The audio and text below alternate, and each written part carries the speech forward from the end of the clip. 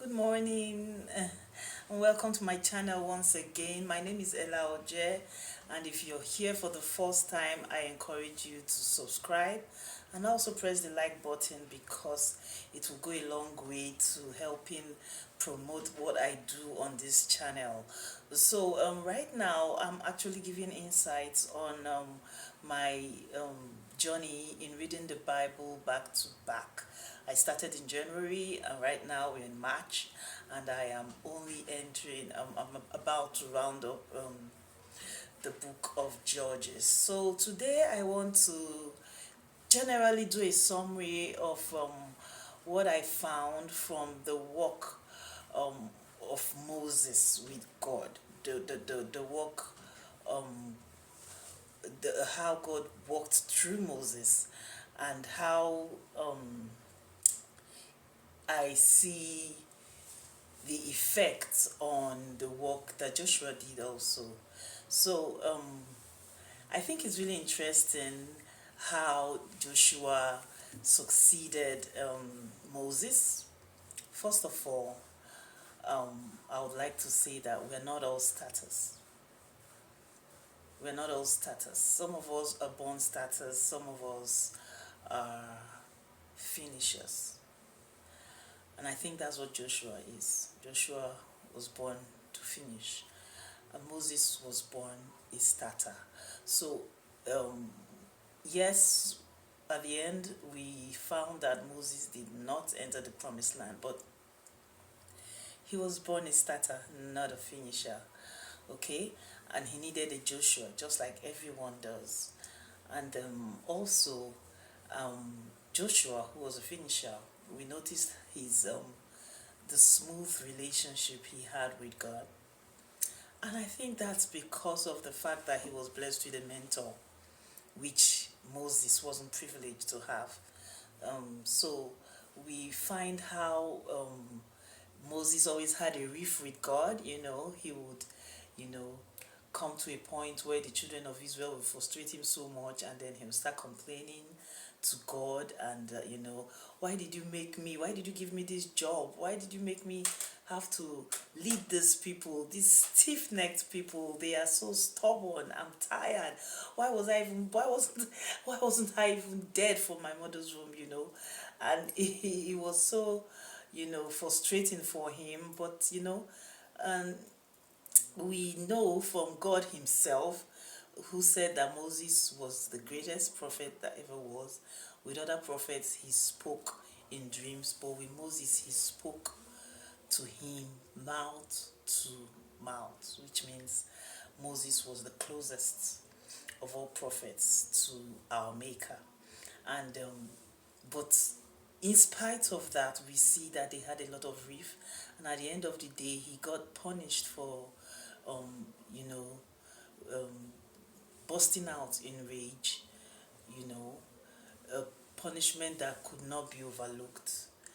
Um, we remember when that happened. Um, his brother Aaron was eliminated right away. But God said, Moses, for you, I'm not done with you yet. And, because the thing that God has deposited in Moses was too much for him to be replaced. So God had to finish the work with him before he let him go. And so Moses completed his work by showing the children of Israel the promised land. But he couldn't enter. And then Joshua had to finish the work by taking the children into the promised land. Now Joshua had worked with Moses all this while, and he had seen the dealings of God with Moses, how God worked with Moses. When I'm saying God worked with Moses, I'm not talking of the WAL walk. I mean he walked like WORK.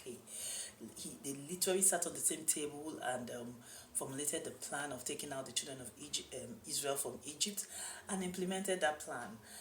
So they were really close, but in spite of that, he got punished for flaring up and doing something contrary to how God directed him to do it. Now, this is something we notice Joshua did not do. He was smooth and in obeying instructions. He did it clearly without objections. He followed, instructions just as God gave them.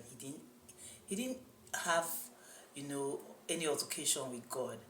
And I think that's what he enjoyed, seeing Moses go through what he went through. For Moses, he was like a protege, and he was born with the mantle of leading the children out and of walking with God. So he had nobody to show him that the way to go, and express himself with God. So he made mistakes. So so here we can see how important it is to have mentors, not just spiritually but otherwise. And I encourage us to, you know, look into the lives of people who have gone before us. It will prevent us from making some mistakes that are avoidable. And I think that's what Joshua enjoyed. So, yeah, I think all in all, Moses was an incredible person. In spite of his rage and anger, the Bible still said he was the meekest man on earth. The meekest man on earth, which means he had so much power, but he didn't use it to destroy anybody. He didn't use it for his own benefits. And that's the definition of meekness.